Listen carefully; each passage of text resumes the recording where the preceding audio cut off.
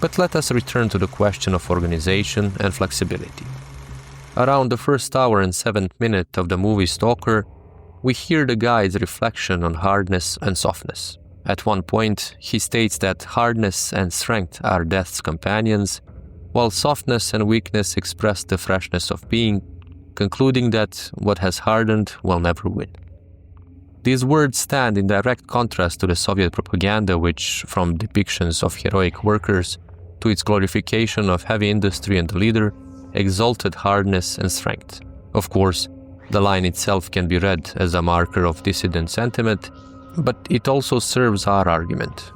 It is precisely the rigidity of the Soviet order which undoubtedly produced both coordinated science and impressive technological advances that acts here as a warning. It is no coincidence that the Chernobyl power plant was chosen as the epicenter of the zone. Combined with the limitations of perspective and the caution we offered earlier regarding the astronauts in 2001: A Space Odyssey, the danger of a rational being believing that what is available to its senses is all, or at least most of what exists, we are reminded to always ask, who uses science and for what purpose? This brings us back to the internal logic of the Soviet Union, which, at least for a time, aspired to become a universal state. For Vernadsky, this wasn't a concern. He expressed unwavering faith in humanity's destined ascent, one he believed science could achieve, while setting aside the question of how societies or groups might use that same science for purposes he would never condone. Preserving power, amassing material wealth, developing more efficient methods of extermination, enslaving humans or animals, and, no less importantly, exploiting natural resources and devastating the environment. Our lived experience seems to show that the faith Vernadsky expressed has not been justified even within liberal democracies, let alone under totalitarian regimes. If we return to the fundamentals, we might say that anyone familiar with Marx's work would notice that he too, like many of the thinkers mentioned thus far, frequently invoked the terms scientific and rational. He believed in the cognitive capacities of the human species, in the power of reason, and emphasized knowledge and education. And yet, every system that, at least declaratively, drew inspiration from his thought ended up producing the same result. Not free thought, but dogma, not science as humanity's torch, but science as the handmaiden of power. We've already seen in the section of mind control research how easily curiosity and scientific inquiry can be channeled into fantasies or ambitions of mastering the mechanisms of population control. At times, the development of so-called Soviet science even took on absurd forms, like the case of Trofim Denisovich Lysenko, who rejected bourgeois and promoted proletarian biology, supposedly rooted in Marxist theory of class struggle. Among the consequences of his influence were the arrest and death of the geneticist Nikolai Ivanovich Vavilov, as well as the devastation of Soviet biology and agriculture. If we return to Tsiolkovsky's metaphor of cells merging into a unified whole under a single center, the brain, we might say that just as the brain, in its craving for glucose, can send signals that lead to sugar overconsumption and the destruction of the rest of the organism, so too does a centrally governed state tend to satisfy the needs of its governing core, regardless of the cost paid by the rest of the community. Though the Soviet Union was capable of transforming the former Russian Empire, leading it, as the phrase goes, from the plow to the nuclear reactor, it also starved and enslaved an uncountable sea of its own people, not to mention the additional suffering brought on by bureaucratization and chronic shortages of consumer goods. Ultimately, it was the fear of power and the conspiracy of silence driven by the dread of political consequences that led to the Chernobyl disaster. But we must not forget the role that underestimation of the danger played as a significant factor in the unfolding of events. Despite prior experiences with partial core meltdowns in other RBMK reactors, and despite the awareness of the dangers posed by the positive void coefficient and the flawed shutdown system, the infamous AZ5 button, many scientists, including Valery Alexeyevich Legasov, who would later present the results of the disaster investigation to the International Atomic Energy Agency, underestimated how catastrophic these problems could be. In the same way, the sea consciousness, in its effort to cleanse the noosphere of negative factors, shortly after subjugating the experimenters went down the path of subjugating others as well, not to mention the deadly nature of the zone in general and the evil that the race for artifacts brings out in people.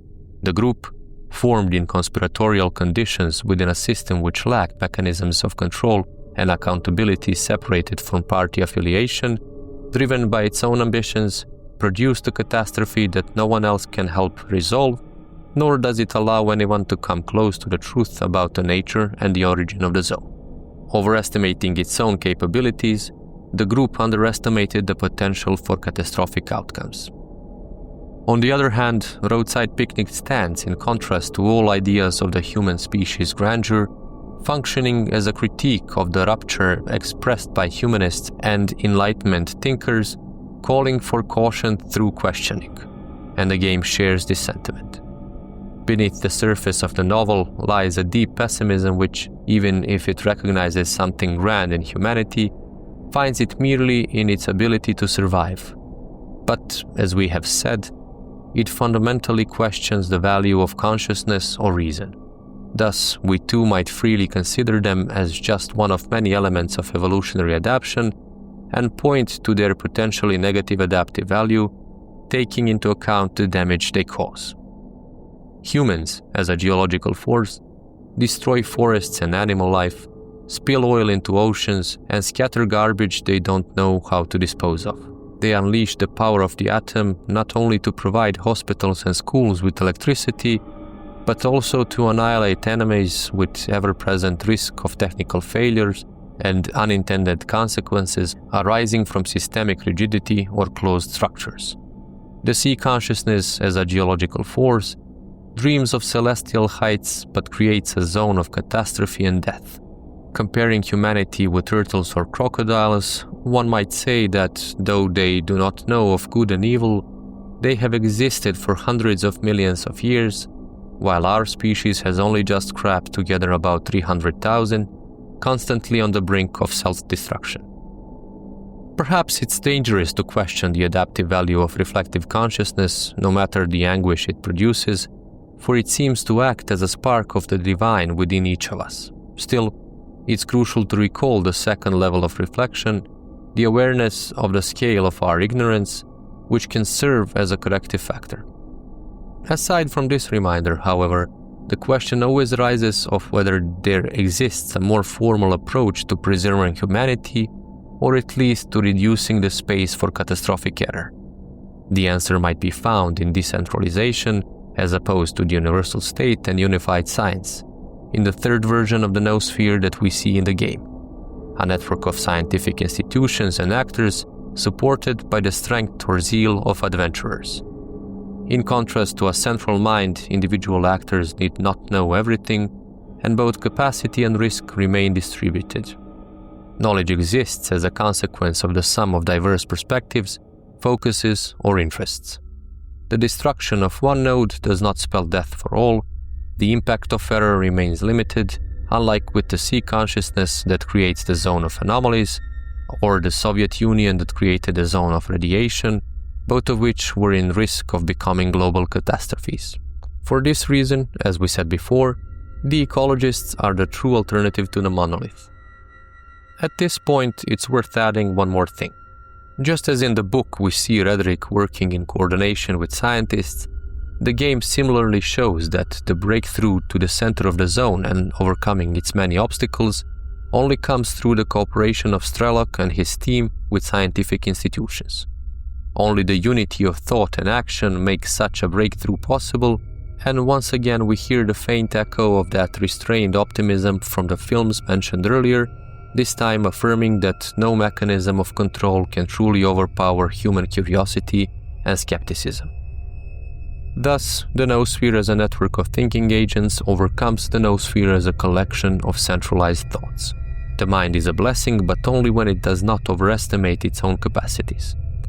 In the end, we are left with the monolith as a point of catastrophe, The creation of the Lightbringers who, in the arrogance of their exceptional giftedness, dreaming of higher planes or a better future, set out on a path of centralization, efficiency, and streamlined decision-making, forgetting that there are more things in heaven and earth than are dreamt of in our philosophy.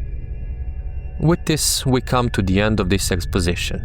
The sentiment that ultimately prevails in the game, it seems to me, is the one that insists liberation is not found in escape, whether by dissolving into an ideological mantra or by rejecting consciousness, but in understanding.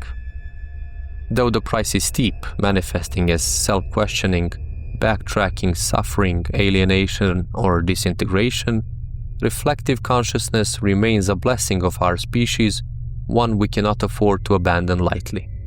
And yet, we must remain aware of its limitations, as well as the unique dangers that arise from the unique nature of this instrument nature has bestowed upon us. To borrow the words of Teilhard de Chardin, here again we find that light reflected on itself, glancing off and in a flash descending to the lowest frontiers of the past. But this time, what its beam illuminates in us at our lowest stages is no longer an endless play of tangled verticils, but a long sequence of discoveries. In the same beam of light, the instinctive gropings of the first cell link up with the learned gropings of our laboratories. So let us bow our heads with respect to the anxieties and joys of trying all and discovering all. The passing wave that we can feel was not formed in ourselves. It comes to us from far away. It set out at the same time as the light from the first stars. It reaches us after creating everything on the way. The spirit of research and conquest is the permanent soul of evolution. Naturally, the fundamental need of reflective consciousness is meaning, yet the search for it carries a paradox, as both the book and the game make clear.